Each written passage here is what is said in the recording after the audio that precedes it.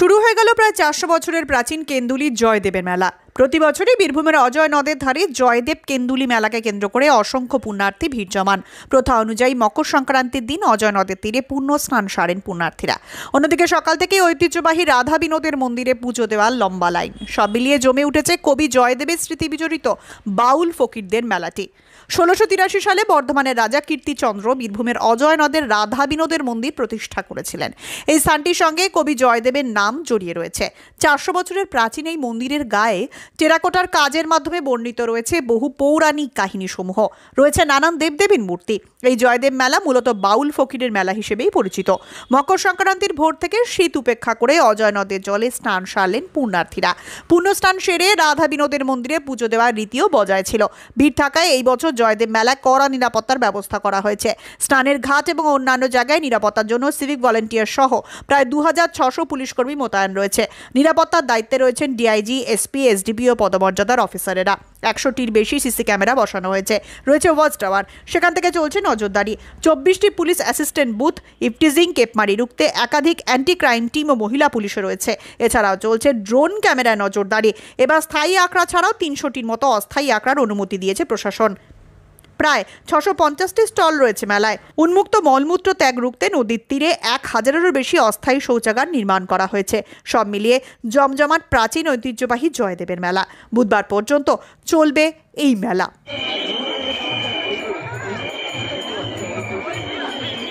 তাহলে আজকে রাত্রি 12:20 পরে স্নান যোগ আরম্ভ। স্নানের যে যোগ, সেই যোগে স্নানের মুহূর্ত হচ্ছে 2:20 পর থেকে স্নান। আজ থেকে কি জয়দেব মেলায় এসেছেন? না, আমরা গতকাল ঢুকেছি। কেমন লাগছে? কত মানুষ এসেছে? না, আমরা তো বাবা দেখো সেবা কেন্দ্রের মধ্যে আবদ্ধ থাকি, আমরা জনগণ দেখতে পাই না। আমাদের নিজস্ব সেবা আছে, সেই সেবাযোগ্য নিয়ে আমরা থাকি। আমাদের সেবাযোগ্য নাম হচ্ছে হরগৌরী সেবাশ্রম ট্রাস্ট, গৌরবাজার, পশ্চিম বর্ধমান। কত বছর ধরে আসছেন? এটা বাবা আমি আজকে মোটামুটি 35 বছর অতিক্রম হয়ে গেল। কোনো কি পরিবর্তন হয়েছে কিছু? হ্যাঁ, আগের তুলনায় একটু পরিবর্তন হয়েছে। কি কি অসুবিধার মধ্যে সম্মুখীন হচ্ছে? আগে যে সকল অসুবিধা হচ্ছে, যেমন পরিষ্কারতা, খোলা মাঠে সব মায়েদের পায়খানা যেত, নারী নির্যাতন হতো, বহু কিছু হয়েছে। কিন্তু এখন এই বিগত কয়েক বছর ধরে এটার থেকে কিছুটা মানুষ দূরত্ব পেয়েছে।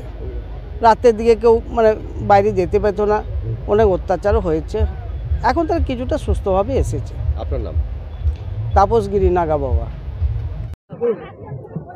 মকর সংক্রান্তি জয়দেব গীত গোবিন্দ রচনা করেছিল, তার উপলক্ষে এখানে সবাই জয়দেব গোস্বামী দর্শনে আসে এবং গীত গোবিন্দ রচনার মাহাত্ম্যকে একটু বর্ণনা করবার জন্য অনেক সাধুগণ বৈষ্ণবগণ তারাও আসেন।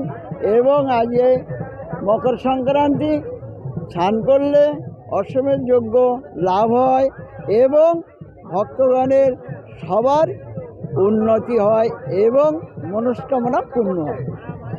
আপনার নাম ও পরিচয়? আমার নাম পরিচয় দেব, গ্রাম গোবরডাঙ্গা, বনগা গোবরডাঙ্গা, নাম নারায়ণ দাস, ব্র্যাকেটে হাতি। জয়দেব কেন্দুলি মেলা বাউল সন্ন্যাসী ফকির সন্তের মেলা। তো এই মেলায় কিভাবে উদযাপন হচ্ছে, আপনারা এখন কি করছেন? এখন আমরা এসেছি নদীর ধারে, নদীর কিনারায় আমরা ঘর নিতে এসেছি। এই ঘর নিয়ে যাওয়ার পরে আমরা প্রভুর নামে আমরা আরম্ভ করব, তারপরে আমাদের সেবা হবে। এইভাবে আমাদের 3 দিন ব্যাপী চলবে।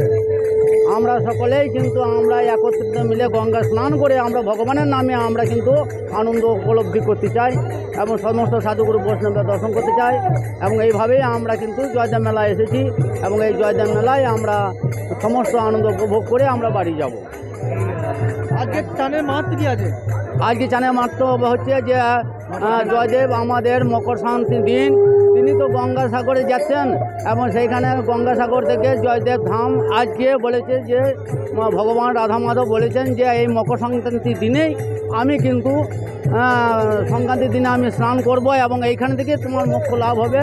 জয়দেব তোমাকে আর এত দূর তোমাকে আসতে হবে না। সেই উপলক্ষ থেকেই আজকে জয়দেবের স্নানের উৎপত্তি। আমার নাম মাধব নায়ক, আমার বাড়ি হচ্ছে পশ্চিম বর্ধমান, ইটাডাঙ্গা, কাঁকসা থানা। আর কলকাতা বা বর্ধমান নয়, এবার এক ছাদের তলায় সমস্ত রোগের উন্নত মানের চিকিৎসা পরিষেবা পেয়ে যাবেন মল্লারপুরের বিএনএস আয়ুষ্মতি হাসপাতালে।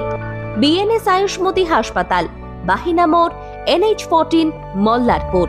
বিএনএস আয়ুষ্মতি হাসপাতালে স্বাস্থ্যসাথী কার্ডের মাধ্যমে সমস্ত রোগের চিকিৎসা করা হয়ে থাকে।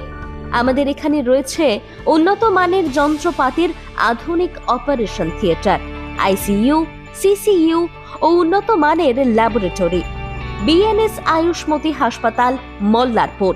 আমাদের এখানে জেনারেল মেডিসিন, স্ত্রী ও শিশু রোগ, অস্থিরোগ, কার্ডিওলজি সহ সমস্ত রোগের অভিজ্ঞ ও বিশেষজ্ঞ চিকিৎসক দ্বারা চিকিৎসা করা হয়।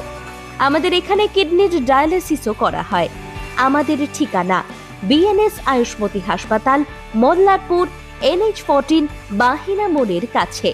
যোগাযোগের নাম্বার 7890500905 এবং 7890300903।